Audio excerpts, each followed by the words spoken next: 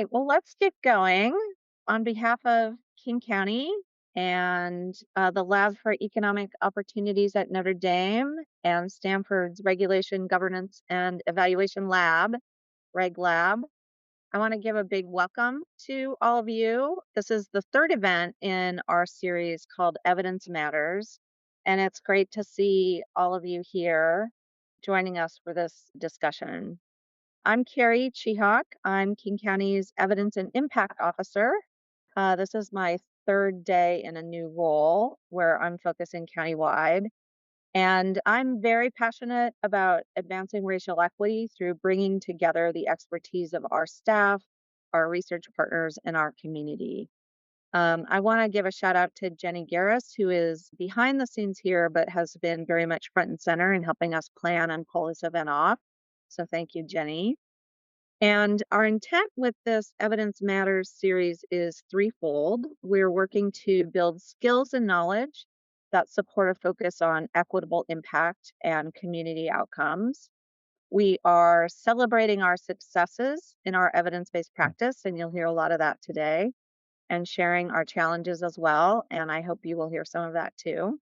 And we're building a community of practice so we can learn from each other. And I'm really excited about this session in particular, which is focusing on how we build great researcher practitioner partnerships.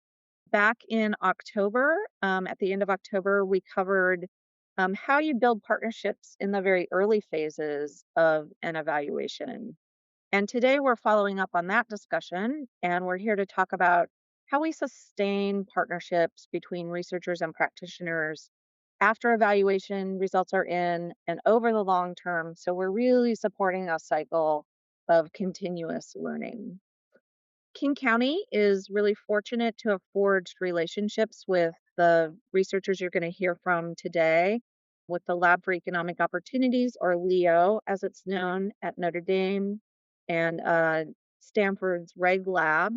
And we've done that across a really broad range of projects dating back really several years now. And a big marker of our success is not that we've completed an evaluation and we've got the results. That's all really great. But the more important marker of our success and how we're building evidence practice is that we're sustaining those partnerships to support that continuous learning. We learn from our evaluation work. We generate a different way of doing work based on those results. And then we generate a next set of questions for deeper learning and improvement. And I think you'll really hear that from all of our participants here today. So, on our agenda today, we're going to start with a moderated panel conversation highlighting four projects where we've got the results of the evaluation. And we're going to use those projects to really draw out the lessons learned, try to bust some myths about what it means for researchers and practitioners to partner together. And we're going to look at how important it is that we work together in not just the process of the evaluation itself and collecting the data and all of that, but really analyzing and making sense of the results, and particularly surprising ones. I'm really excited we're going to talk about a null result today because I feel like we don't give those enough attention. How we work together, disseminating what we've learned so that the knowledge we've built influences decision making, and then how we engage together in that sustained learning practice. So that's our panel is going to focus on drawing those lessons out from four projects you'll hear about. And your participation here is really important to us. We are planning to reserve plenty of time for your questions and your observations. So as you're listening to the moderated panel, please drop your questions or observations into the chat, and Jenny and I will be picking those up and queuing them up for questions in the Q&A session. We are recording this because we've, often had a lot of interest in our past events and people wanting to listen after the event occurred. So just note that we are recording. So let me now introduce you to our moderator, Lynn Tan. And Lynn is Assistant Deputy Director at Evidence for Action. And Evidence for Action is a national program of the Robert Wood Johnson Foundation. King County is a proud recipient of a grant from E4A. And I'm really excited to have Maylin here as our moderator because at E4A, she leads technical assistance for applicants to the grant program. And so she has really developed a wealth of experience on how researchers and practitioners work together and has been incredibly helpful to us in King County in making our work a lot better. And as well, Maylin and I ourselves have been in a sustained partnership for several years now. And I've learned so much from her. So thank you, Maylin. Thank you for moderating this discussion today. And I will turn it over to you. Thank you so much, Carrie and Jenny, for organizing this series and also for inviting me to moderate today. Yes, as research funders, we always encourage partnerships for research because we see them as more likely to generate evidence that's actionable and that can address root causes of inequities. But it's so rare to have the opportunity to hear firsthand what these partnerships look like in the real world. And not only, as Carrie said, what success looks like, but also what the challenges have been. And today we'll get to hear experiences from not just one, but several different teams. And what's even more unique about this session is that we get to talk about what happens after the evaluation, or more aptly, probably after the initial stages of the evaluation, which is a stage of the partnership that rarely gets a lot of attention, but it really does serve as a springboard for future actions. So I really commend Carrie, Jenny, and your entire teams on highlighting this important phase of the work for today's session, and I'm really excited to be part of it. So, with that, let me kick things off by introducing our first panel. We are going to have a presentation about court appearances experiment. And Matt Freedman is a professor of economics at UC Irvine, and he serves as the equity advisor for UC Irvine School of Social Sciences. Dan Ho is a professor of law at Stanford Law School and is also a professor of political science. And they're two of the investigators on this experiment. And Carrie is going to represent the practitioner side of this partnership. So, Dan, to kick off, could you give us a quick overview of the intervention and the experiment and the problem that you were trying to solve? Sure. Well, thanks so much, Malin and Carrie, for organizing this event over the course of many years. I've learned a tremendous amount from the county, and I think it is so critical to build champions for evidence within government. So, to give you a brief overview of this particular project we worked on together, when criminal defendants are scheduled for court hearings and they subsequently fail to appear, that can result in pretty dire consequences, including subsequent arrests. FTAs, failures to appear for low grade crimes, can be high in some jurisdictions, around 30%. And there's lots of work that is considered how we might be able to bring down these FTA rates. And our specific hypothesis in this experiment was really to think about some of the very material transportation barriers that might exist. And so, what this intervention entailed, and we'll talk a little bit about the exploratory process and all the other potential dimensions that we considered, was really to provide a transportation subsidy that ranged at the beginning from $15 and at the end to up to 3 months of free public transportation, to make it easier for defendants to show up to a subsequent court hearing. This was randomly assigned, and the outcome we were studying in the court system was whether that transportation subsidy reduced failures to appear in subsequent hearings, typically occurring within 6 weeks. I think Matt will talk a little bit more about the results, but essentially, two of the main kind of findings are that one, there's extremely high usage of the transit subsidy, and we probably have thought about this more as a kind of pilot study because COVID-19 upended the entire court system in King County. But nonetheless, we're able to provide some interesting bounds and information that seem to suggest that transportation subsidies were probably not a very big mover in terms of FTA rates. Thanks. Carrie, before we hear more about the findings, could you talk a little bit about why it was important to Metro, which is a transit agency, to spearhead this particular intervention?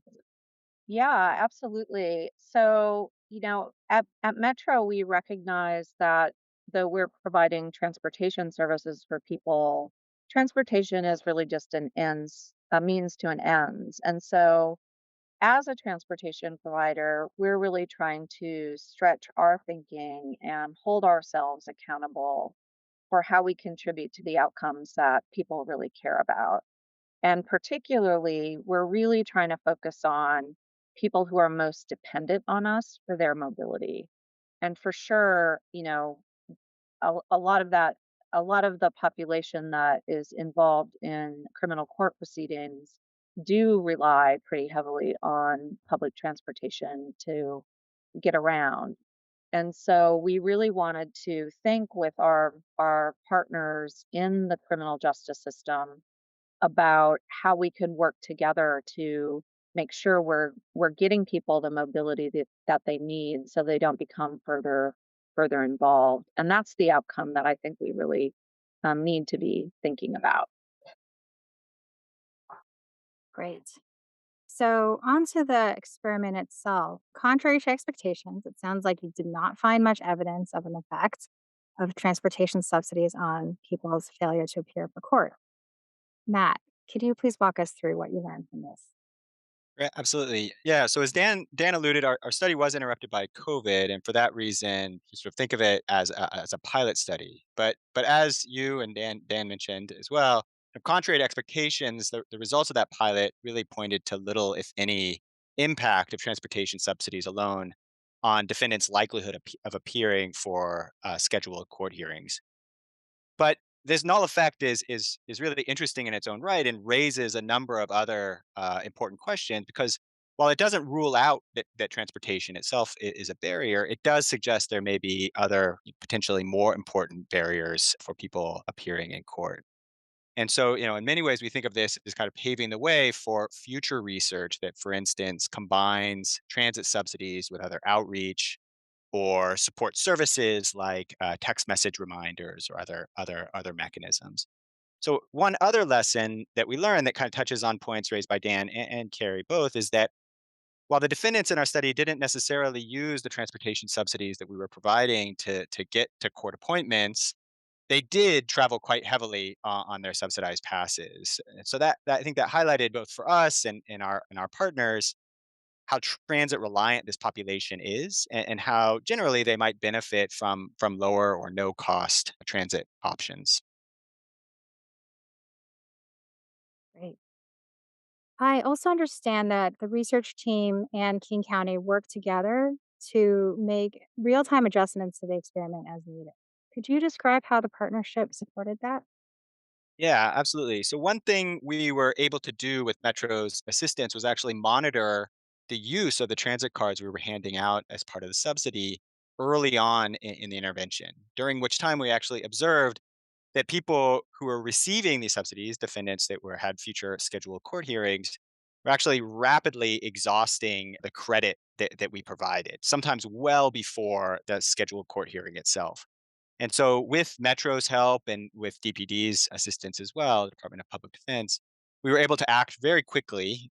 Using our practitioner partners' expertise in this to adjust the subsidy amount that we were providing to make for a much more impactful intervention than we would have otherwise had.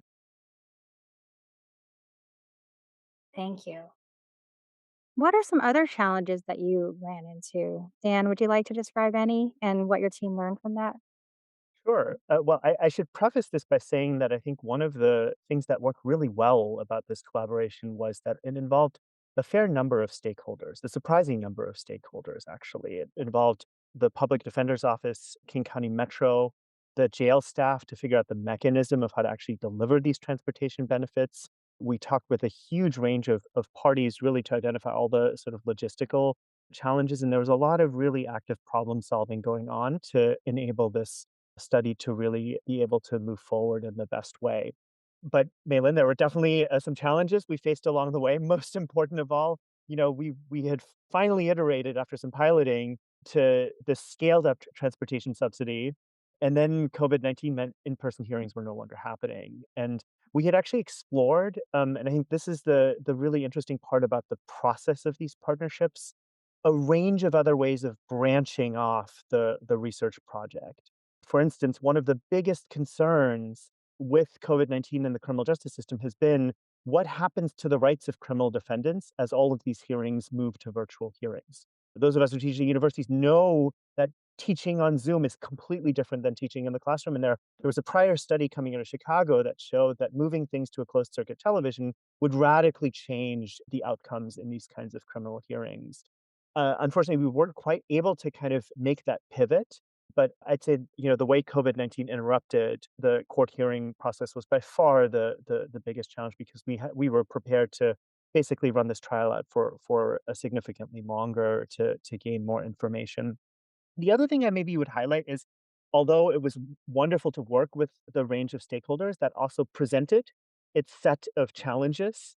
So, the public defenders very much rightly had their role as really representing their clients, and that meant that there were certain questions we as researchers would have loved to examine and see how they interacted, like the adoption of risk assessment scores in particular courts, a factorial trial that actually crossed text messages that seem to be harder to kind of move forward. On the Metro side, literally one of the questions was, how much should we share the data about individual transportation rides when there is a possibility that there could be a subpoena that would land in the researcher or Metro's inbox if there's evidence that one of the defendants had actually engaged or was suspected of having engaged in some other criminal activity. And then I'd say the other one I would point out is on the video hearing side. King County's Office of Performance Strategy and Budget had actually basically subsidized the technology to enable virtual hearings. We would have loved to have been able to study that in real time, but there were particular court administrators that just didn't really want to release that data. Turns out there is actually a Washington law that mandates that these recordings be made available, but it is so outdated that it allows you one primary vehicle getting access to these is to pay $10 per cassette tape for these recordings, which made it really, obviously a non-starter to scale that. So I think those are some of the challenges, but I think most of all, what I think the process illustrates is the role that someone like Carrie can really play to serve as a barrier buster to figure out how to chart a path forward. Wonderful. Before we move on to the next panel, there's a question from the audience about how did you arrive at the hypothesis that lack of transportation was a causal factor for failure to appear? And I guess I would add on to that, did this shift to online appearances due to COVID challenge that hypothesis for your team?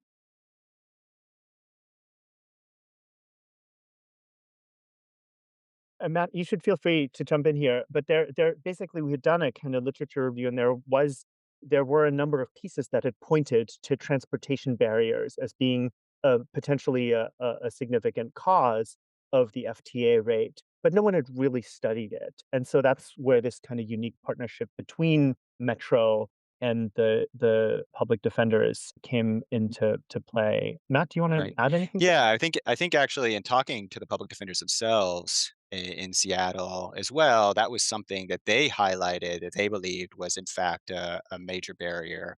And historically, they had been passing out, single bus passes that allowed defendants to get to court precisely because they view transportation as an important barrier. And so I think that we had both kind of a prior literature that was more general, right, about this topic, but then on top of that, some local knowledge, right, that pointed to this being a potentially important obstacle for many defendants as well. Yeah, and a lot of it came out of as well. At Metro, we've really been trying to move from these very administratively onerous and not very helpful, like paper single tickets, to really getting people on our Orca our Orca programs that give them access to discounted fares. And we found that, a lot of people who were involved in court proceedings weren't enrolled in the programs that they could be beneficiaries of. And so we really wanted to explore that. And as we started thinking about that and reaching out to our partners, like the public defenders, that just kind of told us more about, they were constantly seeing their clients as having transportation challenges. So that's really kind of where a lot of this started. Great. Another example of how having strong relationships with practitioners can really ground truth some of the theory. So moving on, we're going to move on to our next panel. I'd like to introduce the investigators of another transit study. David Phillips is an associate research professor with the Lab for Economic Opportunities, and Maria Jimenez-Zepeda is with King County Metro, and she's the program manager of the Orca Reduced Fare Project. David, could you provide us with an overview of the team and this pilot evaluation? Sure. So there's a thanks, Lynn, for the opportunity to be able to talk today. Yeah, so there's a big, wonderful team working on this project. It includes a big team from Metro that includes Maria and Carrie. There's a team from Leo, including me. Matt Freedman from UC Irvine, who you heard from a moment ago, is also a part of this project.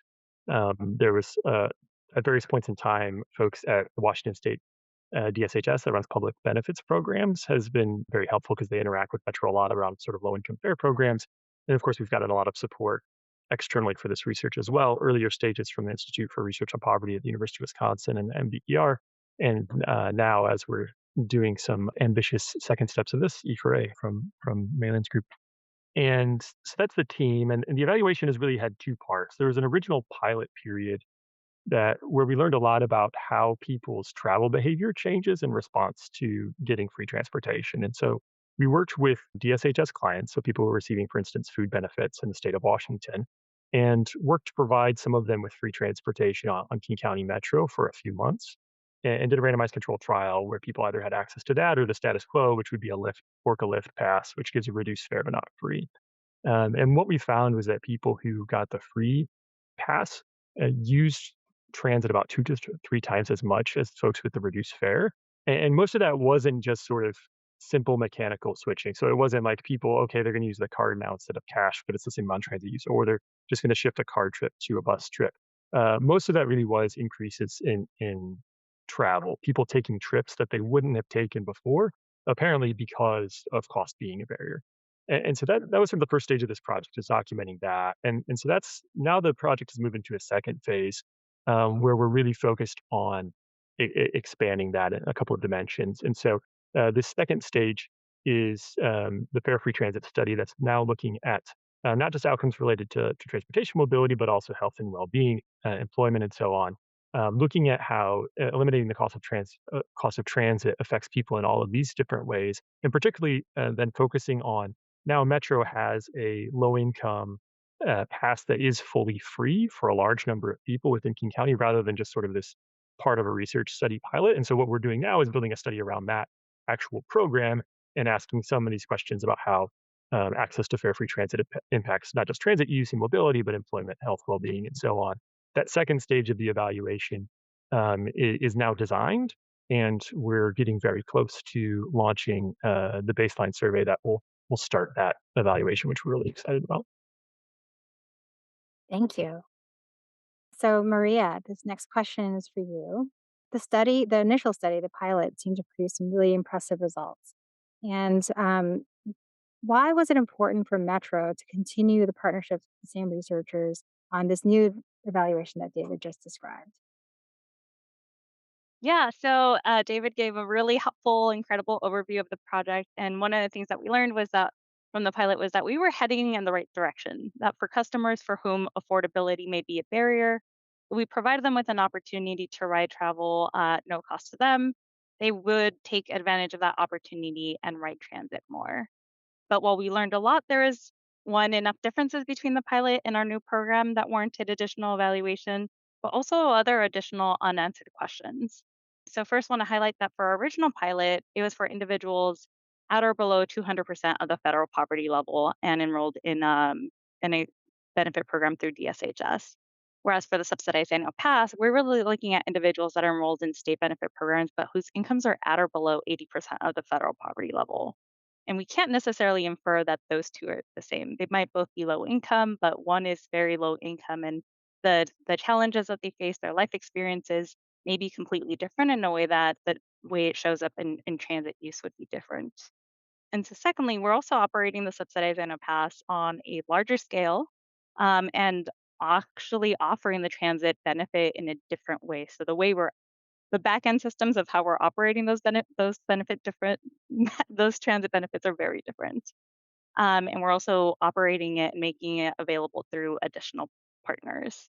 And as David mentioned, really most importantly, we're using the subsidized annual pass evaluation program not to evaluate not just if providing transit benefit increases access to transit, but also if it increases mobility in such a way that it increases their health and well-being. And lastly, it was also just important to continue doing this research because, as anyone who's done evaluation knows, sometimes you have questions that you think you're going to have 100% answer the first time around. You think they're going to be straightforward. And then when you're analyzing those questions and answers, you're like, oh, actually, that's interesting. I would not have expected that result. Or I'm wondering if people misunderstood this question, or, I'd really like to learn more. And so with this evaluation, we have that additional opportunity to dig a little bit deeper and really understand more what is that actual experience for customers, and how is that this transit benefit impacting their lives? Thank you. Yes, the pilot study was definitely seemed like seminal work in the field. And I wanted to talk a little bit about the importance of disseminating the results from that study. Can you describe how you worked with the researchers together on communicating your findings and particularly some of the challenges that you had to work through? Yeah, one of the examples that I can start off with is we worked on a case study for Results for America that disseminated learnings not just about the pilot, but also about our existing loan compare program as well as the subsidized annual pass. And one of the striking challenges to me was how we actually then showcase what providing that transit benefit looks like. And so from like an academic perspective, it makes sense to focus less on the logistics of providing that transit benefit so that you can focus more on the learnings of the research project. But from a practitioner perspective, our tendency was first to really spell out the full details of like, here are all the steps that need to happen in order to make sure that this person has now this pass in their hands, which on our end was a little bit of maybe overkill, but it was helpful to work with practitioners not just on this project, but also across agency, and to work with the researchers to really kind of get at a middle ground that really first and foremost highlights the learnings of being able to provide subsidized transit to customers, but that also doesn't neglect those important pieces that are important to decision makers of understanding that this operating this type of program requires infrastructure and requires resources that require investments, and to understand that it's a labor intensive program. And I think I saw Carrie put the link for that case study in the chat. And I think we landed there then on a solid middle ground of being able to highlight both the learnings, but then also like in a separate, clear section, mention those challenges in a way that doesn't overwhelm and, you know, drown out the learnings. David, would you like to add anything? Sure. Yeah, I'd echo that. I think that similar to what Maria said, right? A lot of the challenge is that these different audiences want different things, right? And Maria highlighted some of them. The other thing I'd highlight is that they want different things in terms of timeline too, right?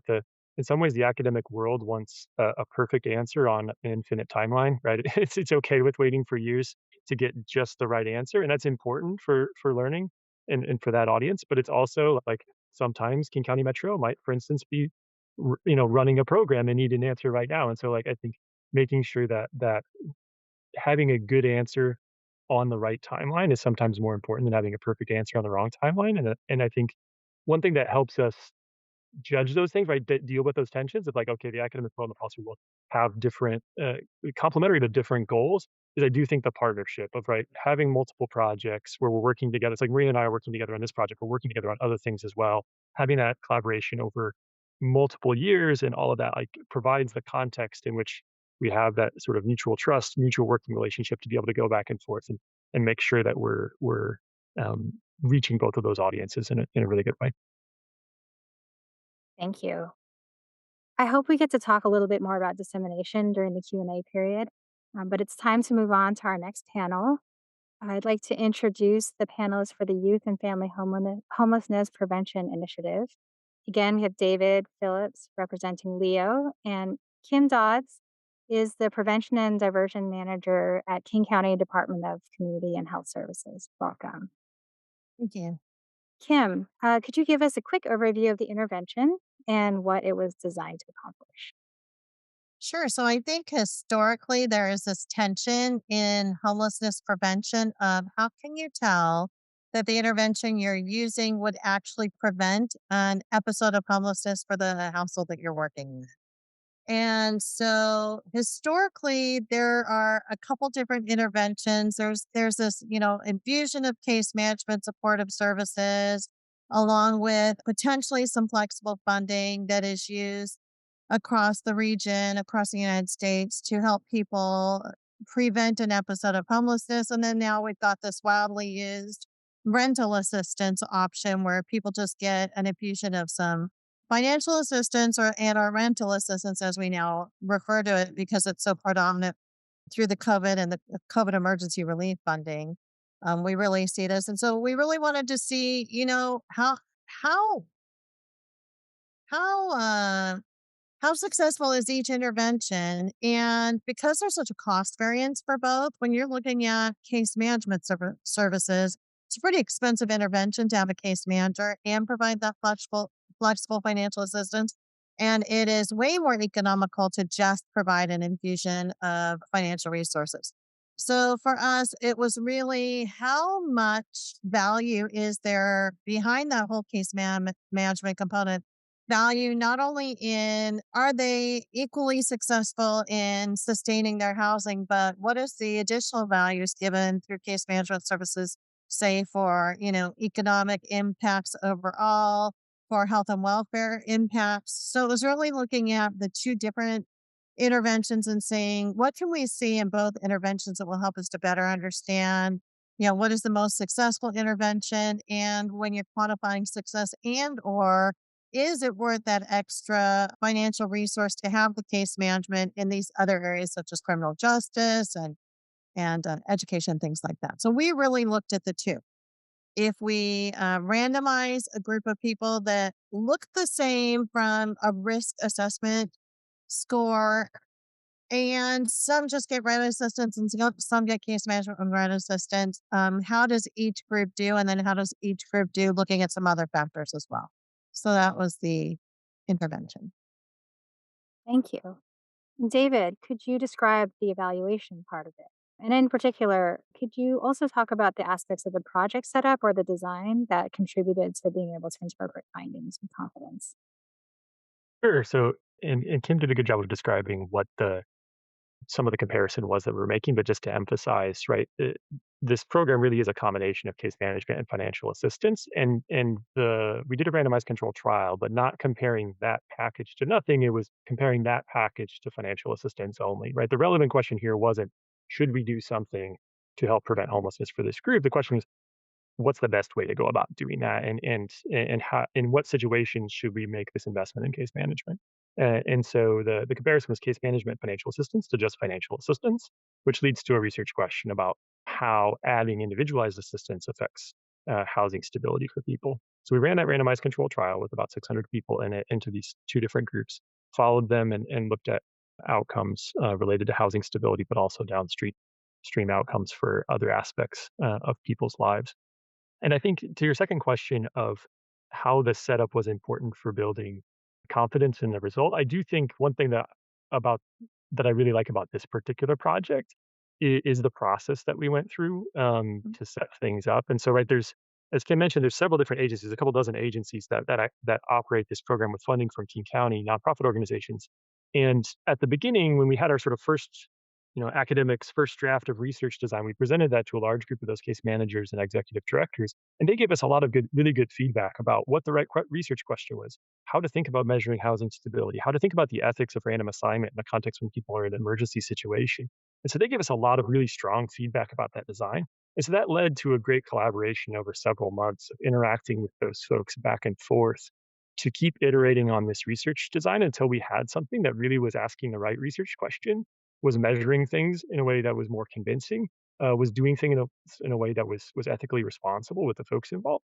And so I think then when we came back a couple of years later with, okay, we've gone through this long process now and now we have some results, I think there's more trust there, both in us as partners and in the design as being convincing when people that have seen it and been able to speak into it And when we've been able to benefit from the feedback people were able to give to make for a better research design. Fantastic. And Kim, could you talk now about how your team has been able to use the findings in planning ahead for the next iteration of the initiative? Yeah, it was really interesting, and it reminds me, earlier of Matt's, kind of their first results. Our results were surprising. So we imagined that absolutely case management is the most important element of this program in ensuring that people maintain housing stability. And what we realized is there was a subset of people that really did quite well without the intensive case management. And so, because of that, we have learned that it's a both and for us in future iterations. So, we're absolutely using the evaluation results, the randomized control trial evaluation results, to teach us that we need both. So, we don't need to have the super expensive intervention for everybody, but there is a subset of people that absolutely need those layers of support in order to see reduced eviction rates. That was one area where we saw the case management definitely provided some additional support in the actual instances of evictions. And we saw that people that use case management use resources more likely. So whether those resources were resources to ensure that they accessed healthcare, we did see that people who had case management support did access some of those other resources very well. So I think that the need for looking at the data and then implementing it has created a big shift in our program moving forward for the next 6 years of the levy. I think the other thing too is that partnership David talked about and kind of around the data. So sometimes the data tells you something and then the data gives you bigger questions. So when you're looking at the data and you're like, okay, well, we can see a couple of things pretty clearly, but just like in that first, with the criminal justice system and, is it the fact that people don't, have access to transportation that increases the FTAs? For us, it was kind of like, so one of the things we've also seen in this program is a pretty high case manager turnover. What could that be leading to? So I think that being in an evaluation mindset too, honestly, puts you in an evaluation mindset to where you're starting to ask questions along the way more often. And so I think that not only did we have some factual learnings that data really drove and said, okay, yes, we have a need for both interventions, but it also continuously begged us to ask the questions of, yeah, but what about this other thing? And how intensely do we need to pay attention to that? So we did see that, case management turnover may have had an impact. We didn't design a study to prove that, but we can see that it probably did. So we're also going to be working harder in this next iteration of youth and family homelessness prevention to really work to retain our case managers and look at what does it cost us and what does it take to bring along a case manager that we can keep. So where we should have had 25 case managers over the course of this levy, we had 82. So again, one learning gives you another learning, but kind of gives you another question. So definitely the data that we have taught us some things that are creating changes in this next iteration, but it's also taught us to ask more critical questions. Great. And there's a question from Carrie about, she said, I would be interested in better understanding how you disaggregated data and on what dimensions that allowed you to draw out the conclusions about the differential benefits of case management. Yeah, that's a great question. Maybe I can take a first pass. I'd say there were two things that were really helpful for us for thinking about once you have results from randomized control trial of like case management versus less case management. Okay, here's the difference. Then yeah, the next question is like, well, what about case management? Yeah, like why does this matter? The two ways we try to dig into that. One is I'm a quantitative researcher. There was also a couple of qualitative researchers who were part of the broader team.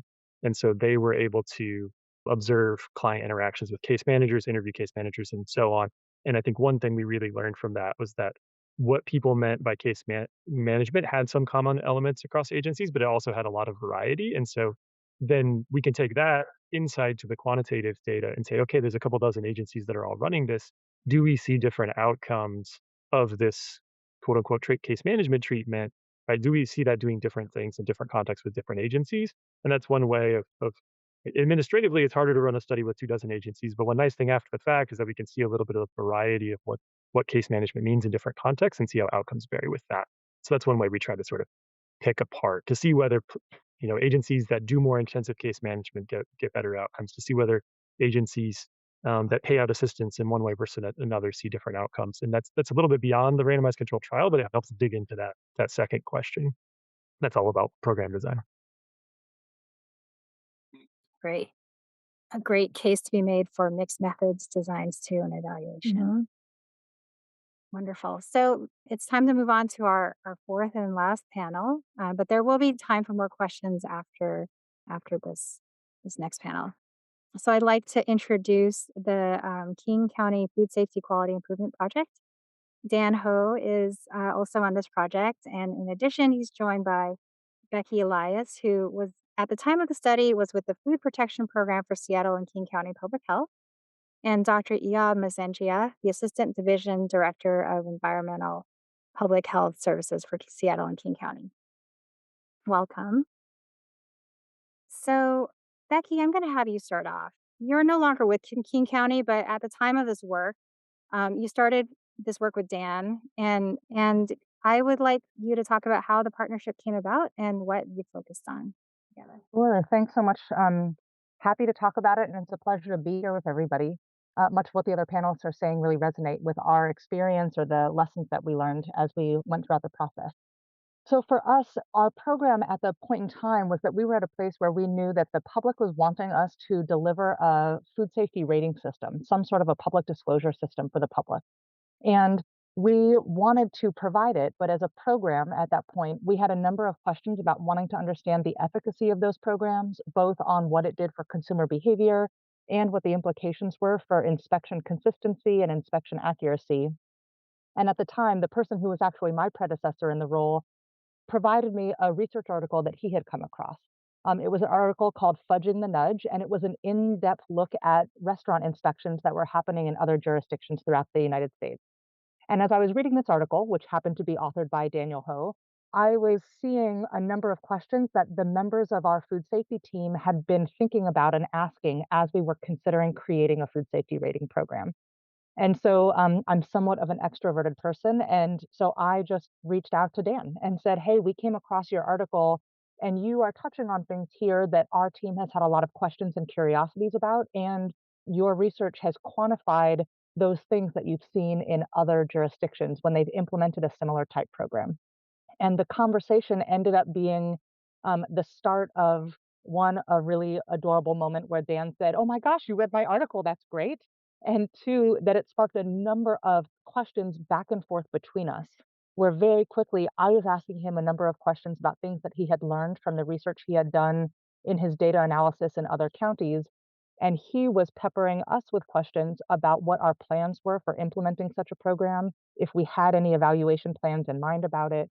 And so it very quickly turned into a creative and collaborative partnership that evolved into what you see where this slide describes the intended outcomes and the three steps of how we went about it is that we didn't just partner on the creation of the food safety rating system itself, but almost as pre-work to that, we really began our evaluation process of understanding the consistency and accuracy of the inspections that were happening across our team and began there as a starting place to essentially build the evidence and build the foundation to then have an evidence-based food rating system. So it really set us up on a path for evaluation in our policies. That's a fantastic origin story. Thank you for sharing. Could you talk now about what the benefits have been to King County from this research practice partnership over the years? Of course. Thank you. Thank you, Merlin. Becky, thank you so much. I could hear your excitement in how it all began, and just enthusiasm is greatly appreciated. And for any successful partnership, I think there has to be a genuine interest on both parts. And I think Professor Ho has just this infectious interest in doing the work so well and willingness to collaborate that made it much easier for us to sustain this collaboration. And then, of course, initially how it starts it makes a big difference.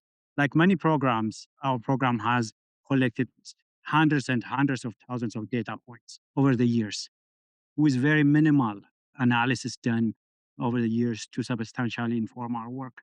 It is very sad to admit it, but that was the case. We've done very superficial analysis. So when we collaborated with Professor Dan Ho, I think in his team have showed us that what's possible, right? What's possible to learn from our data. It almost made us feel like we've just opened this big box of data that we've been holding on to for so long with little interactions. So I think just that realization is one of the benefits of this great collaboration. In addition, what I've sensed since the beginning of the collaboration is that there is a shift in our work culture, relying on evidence-based decision making. Actually, people starting to ask, okay, so what does our data say? Can we do this? Can we do that? That is a shift that doesn't happen overnight. It happens because of sustained partnerships and great collaborators like Professor Ho. And then, of course, it helps us identify gaps, right? What we've learned is how little of internal capacity we have to do what Professor Ho and his team were doing. So we could then advocate for those internal capacity to be made available. And then the other benefit that I'll add is that I do see that in sort of transfer of work culture to other sections as well. Other sections start questioning whenever we provide update on what we are doing as a section. Other section are starting asking, "Oh, so you are doing partnership? You are collaborating? How is that working?" And then for them to actually start thinking about the possibility of doing the same thing. But more importantly, at the end of the day, the goal is really to improve our efficiency and ensure that we have actually hit the impact that we are going after, and then be able to assess it and then make changes. One takeaway for me that continues to resonate is that there's no shame in knowing that we've been doing it wrong. I think what would be unfortunate is to continue to do it that way without actually evaluating our work.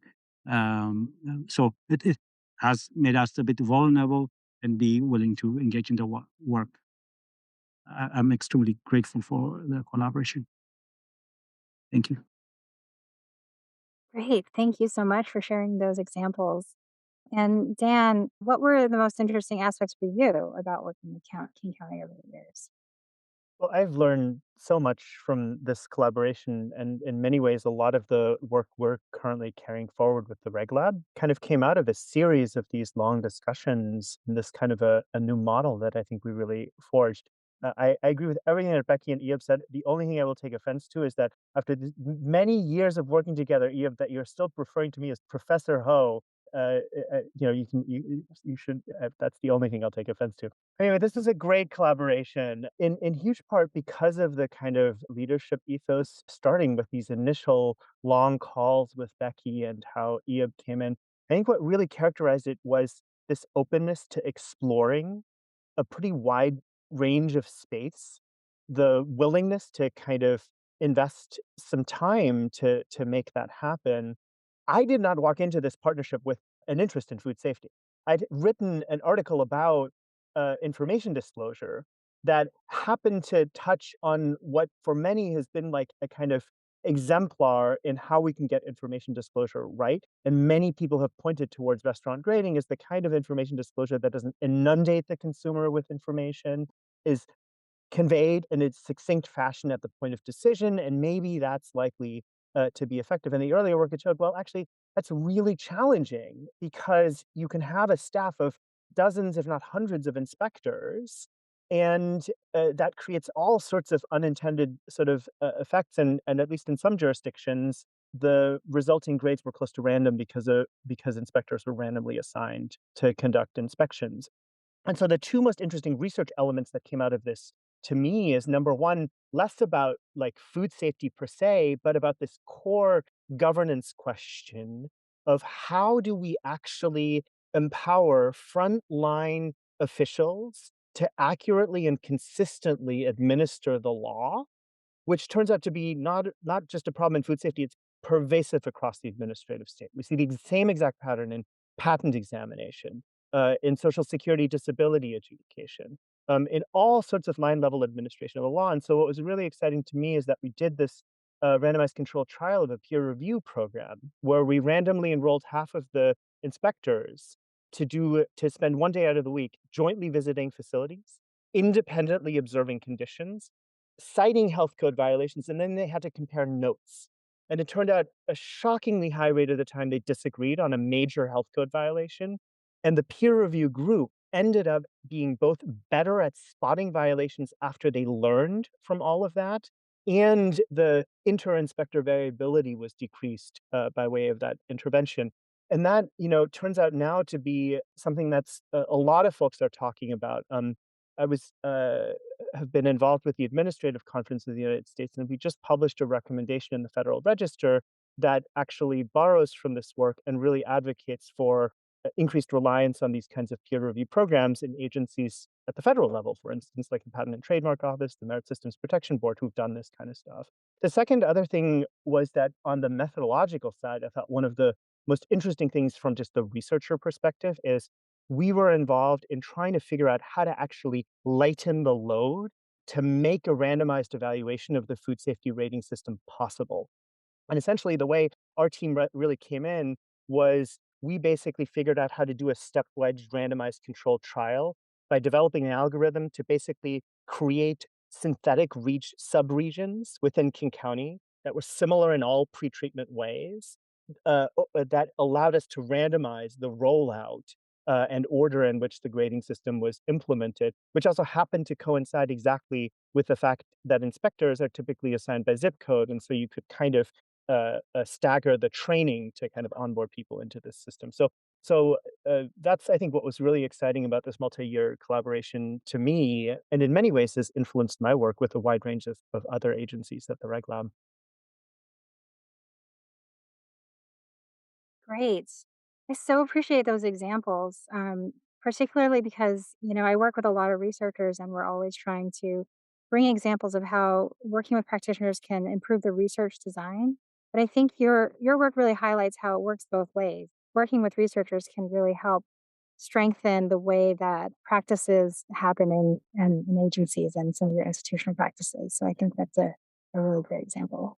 I think that's exactly right, Malin. And the term that I really like for this is co-discovery.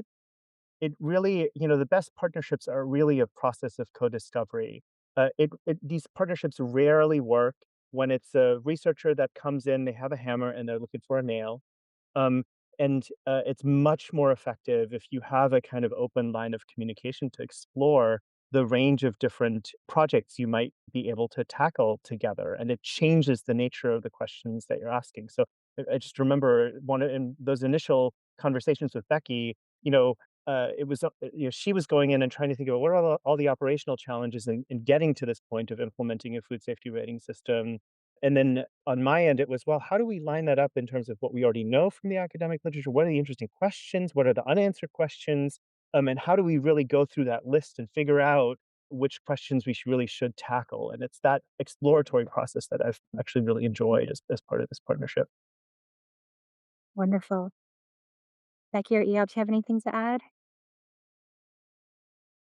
There's just a couple pieces. One thing that resonated earlier, I think it was Professor Phillips, when you were talking about the complementary nature of qualitative and quantitative evaluation at the same time. And a piece that I would say to that is one, I completely agree. And two, kind of building on something Eob said, that the start of evaluation grows, I think, more capacity, openness, and capability for further evaluation. And I think that also happened here with us with this project, where we started with one concept of the quantitative research going into the peer review process with our inspection team, and then also with the actual design of the algorithm behind the food safety rating system. But we also had with us a qualitative researcher who was helping us design from a human experience standpoint the food safety rating system, and to think about the design of it. How was it read and perceived and understood? And the complementary nature of those two types of research expertises to bring to the table, and our capacity to leverage that expertise. I think we started to grow the skill set with Dan that then expanded that skill set when we worked with Dr. Espinosa and her expertise. And to Eob's point, it has then grown that capability of being data driven and evaluation minded for the program in an ongoing way. Great. Yeah. Would you like to add anything? I just agree with both of the statements that were made. And you're gonna call Wonderful. me Dan. Well, we're going to transition to a Q&A session right now. But right before we do that, or as people are typing their questions into the chat, I'd like to invite panelists from the other panels. If you have any last statements, things that you want to just add that you might have left out in your earlier time, please feel free to chime in right now.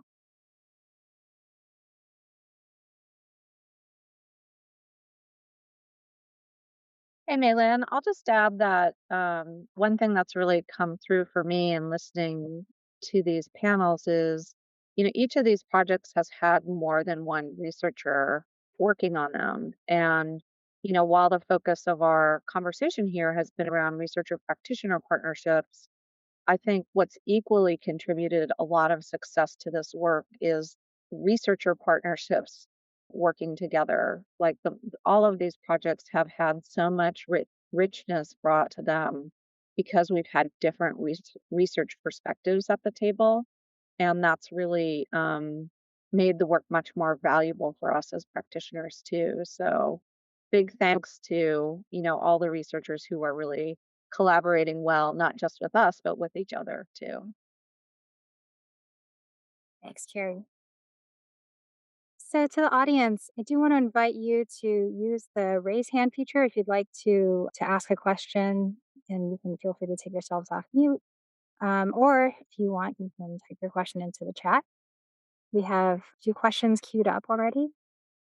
So I'll just go ahead and start with one of them. This one is for the agency people. So collaborating with researchers outside your agency might seem daunting at first. What advice would you give to others who work in similar roles to you, perhaps in a different county or state, on forming partnerships and how to go about doing it? And Maria, I'm going to hopefully not put you on the spot too much, but I understand that you have a really great perspective on this. Oh. Yeah, so I was attending a webinar project, something where we were talking about research, and one of the things that was interesting to me was the question was, why are you interested in learning more about evaluation? And it was because I was thinking of myself as working with these researchers that I was thinking of as like capital R researchers, and I had thought of myself as a little R researcher. So really trying to, be learning how to swim with these bigger fish and how to be able to do it better. But in learning more and in working more with these researchers, I'm realizing that that distinction that I had made in my head between capital R and little r was not true and it was not accurate. And I think as you all have hopefully taken away with you all today, that these partnerships are crucial and that we're all bringing in our own expertise and that those expertises are from all of the from either each researcher or each practitioner, that they're all contributing to this bigger learning. So I guess the thing that I want to leave people with is don't be afraid of that challenge. It's a learning opportunity for everyone, and don't doubt your own internal expertise. Thank you. Yeah, I would definitely second that. I think that all of us in our work, we might be really good at what we're doing, but we always have blind spots. And particularly when it comes to doing social science research, it really helps to have the practitioner expertise, which is just as valuable as the methodological or other technical skills. So I definitely echo what you're saying. Kim, could you? Kind of want to echo that. They're completely complementary. And I thought originally evaluating our program and then finding out that we were going to meet with Notre Dame and evaluate evaluators and researchers from such a prestigious, um, campus that, oh my gosh, I was going to be the dumbest one in the room. And I love data. I'm a data nerd. So was super excited to have an opportunity to dig into data, but really didn't understand the role I would play in research. And I played a really important and critical role, I think. because I was on the ground with the agencies and the people doing the work every single day and building those relationships. And so I do think they were completely complementary, and I never one felt invalidated by David and his team. I mean, completely the opposite. So I just want to encourage people about that whole, the beginning or premise of the question is daunting. That's all in your head, and that you need both pieces in order to really produce the best results. And my fears of not being the smartest person in the room, it just didn't matter. I contributed something, and that all went away. They are smart. I'm not going to lie. David is one of the most brilliant people I've ever worked with. But never did I have a moment that I felt that I wasn't fully contributing, and I could see where both sides were needed. So I think that's super important that people understand that. So I just want to add that. Thank you.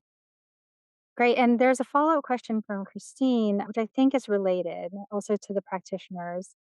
How do you make the case internally within your team or department for initiating and sustaining these long term partnerships with researchers?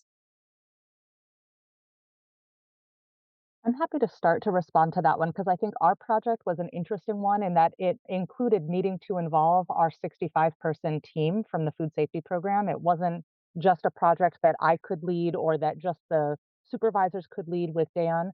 We had to really bring our whole team along. And so I think it was valuable in terms of making that case, but it was also one, taking the time for us to understand what our case was of what we were trying to get to, and then also bringing people in through a pretty thorough change management process and inclusion throughout the process. And so that looked like, first Dan and I would have a lot of conversations. Then I would have them with Eyob and our leadership team in the program to say, hey team, what do we think about this? How do we think our team will react to it? And then we would have conversations where we brought our whole leadership team into conversations with Dan, in addition to the technical leads on our team, to develop the research questions together and then to develop the methods together. And then it included, how would we talk about this with our full team? How would we bring them along? And Dan became part of that change process with us, where he actually came to Seattle and would do presentations with our team. And it included really managing that change and building that buy in of our team from a workforce standpoint. We gave presentations to our electeds during that time so that they were understanding why there was a delay in our timeline of delivering the food safety rating system, because we wanted to build the evidence base in the design. And so Dan became a partner with us on that change management and in that building the case for why we needed the time we did to do the work. So I mentioned those pieces because one, they happened organically. It wasn't as formal as kind of building a case and giving a presentation to just pitch the case. It was building the coalition along with the case and then having the buy-in from the various stakeholders that we needed to do it. Even the restaurant industry, we met with the Restaurant Association throughout the process and described our process to them so that they were bought in to the credibility of the program. Thank you.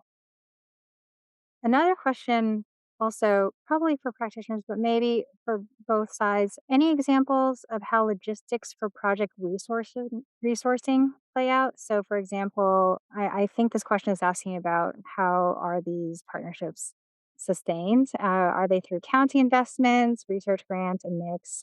Any examples I think would be helpful.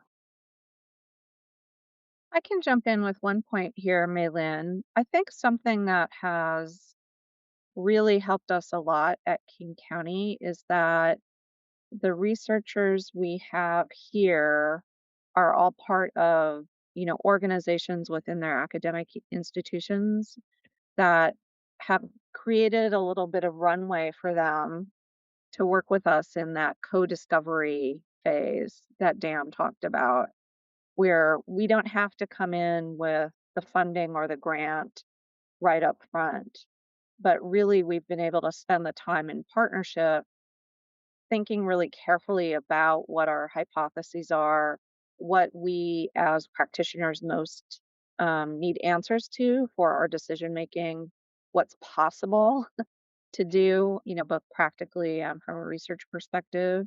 And then that has positioned us, I think, really well to apply for and go after grants. And I think one of the things that has maybe distinguished us in some of our grant seeking is that we are coming in with an already really strong partnership and able to show that the work from the research is going to be put to use because you've got the practitioners right there at the table helping to lead it.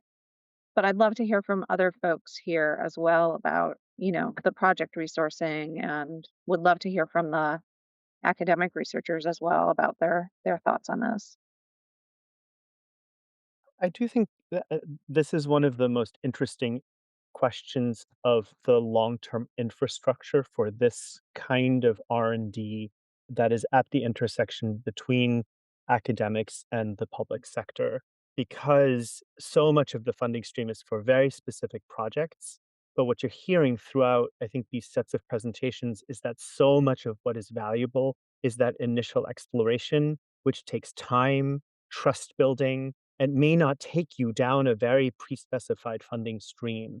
And the time horizons, particularly, our group has done a ton of work with Santa Clara County Public Health around COVID response. It's a complete mismatch in terms of the funding cycle and the ability to pivot on a dime as things changed in terms of pandemic response. So I do think that's a really interesting challenge going forward. That is going to require some reform also for how universities actually support these kinds of projects. I thought I'd mention maybe two other things that are, I think, related to this question. One is that depending on the partnership, the other logistical thing that's really important for the academics is data access. And that can take time depending on the sensitivity of the data. It can be a protracted process. And I do think that as a community, we need to be thinking about more streamlined mechanisms.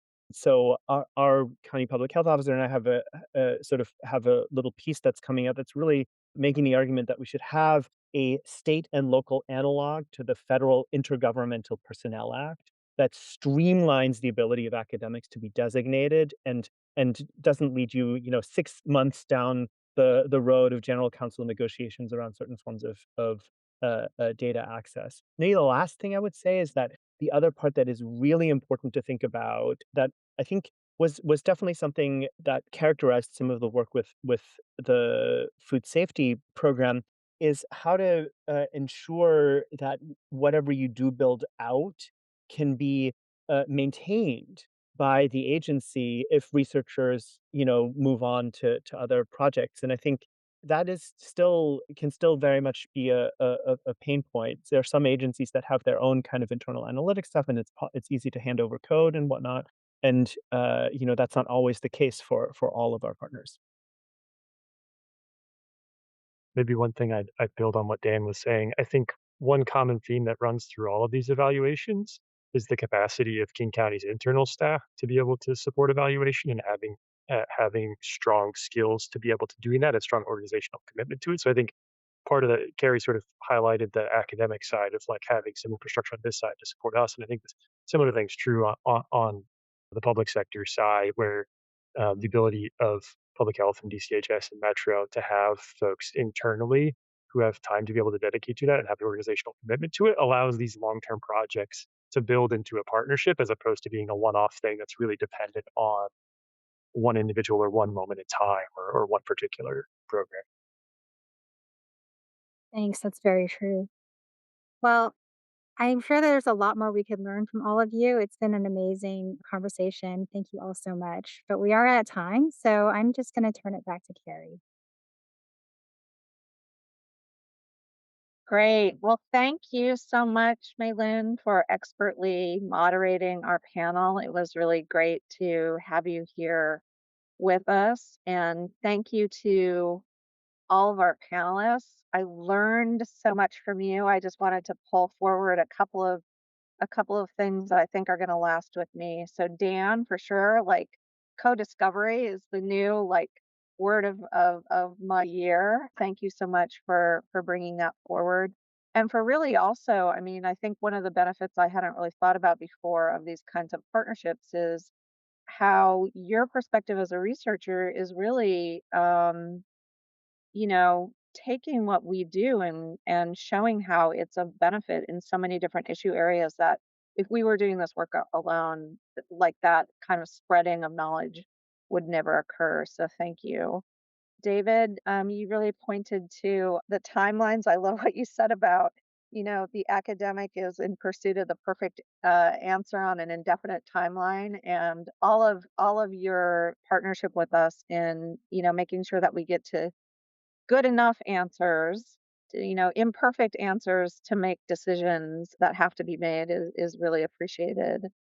Kim, you're talking about how once you're in an evaluation mindset, you're in an evaluation mindset and how, the process itself is really contributing to learning. That's great. That's exactly what that little calligraphy on the back of my wall says. So thank you for that. Oh my gosh, there's no shame in knowing we've been doing it wrong. What would be a shame is to keep doing it. That's I think a lot of what this is all about. I also want to give out a shout out to one of our really amazing partners who I hope is still on the call with us, Trong Hong from the Department of Human Services Department at the state, and he has been a partner with us on almost all these projects, like at every step along the way, and that has been absolutely, absolutely, absolutely invaluable. So thank you, Trong, and we're going to enjoy continuing to work with you. So thank you again. Learned so much from all of you. Thank you to all of you who attended. I hope you'll join us for future events. We'll have another event. We don't have a date yet, but in a couple of months, and look forward to your participation there. So thanks a lot, everybody.